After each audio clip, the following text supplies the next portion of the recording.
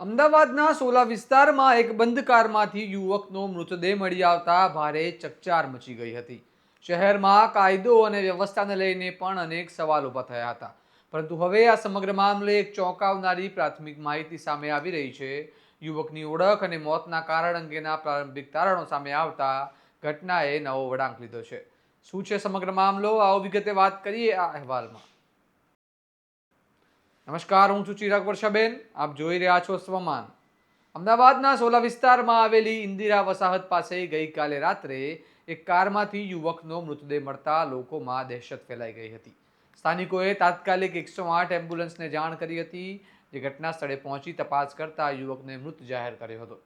ઘટનાની જાણ થતાં જ પોલીસ પણ સ્થળ પર પહોંચી ગઈ હતી અને તપાસ હાથ ધરી. પોલીસને યુવકનો મોબાઈલ ફોન મળ્યો હતો, જેના આધારે પરિવારજનોનો સંપર્ક કરવામાં આવ્યો અને થોડા જ સમયમાં યુવકના સગા સ્થળ પર પહોંચી ગયા હતા. આ દરમિયાન યુવકની ઓળખ હર્ષદકુમાર પ્રજાપતિ તરીકે થઈ હતી, જે અમદાવાદના શેલા વિસ્તારમાં રહેતા હતા. પોલીસ દ્વારા મૃતદેહને સોલા સિવિલ હોસ્પિટલ ખાતે પોસ્ટમોર્ટમ માટે ખસેડવામાં આવ્યો.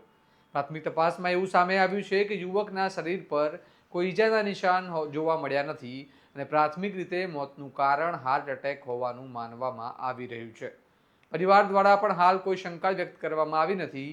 જોકે તપાસ દરમિયાન એવી માહિતી પણ સામે આવી રહી છે કે યુવકને શેર બજારમાં નુકસાન થવાને કારણે માનસિક તણાવ હતો અને શક્ય છે કે આ તણાવના કારણે હાર્ટ એટેક આવ્યો હોય. પરંતુ આ બાબતને લઈને હજી સત્તાવાર પુષ્ટિ બાકી છે. આ સમગ્ર બનાવે એક મહત્વનો સવાલ ઊભો કર્યો છે કે આજના સમયમાં વધતો તણાવ અને આર્થિક દબાણ લોકોના આરોગ્ય ઉપર કેટલી ગંભીર અસર કરી શકે છે, તેનું આ એક જીવંત ઉદાહરણ બની શકે છે.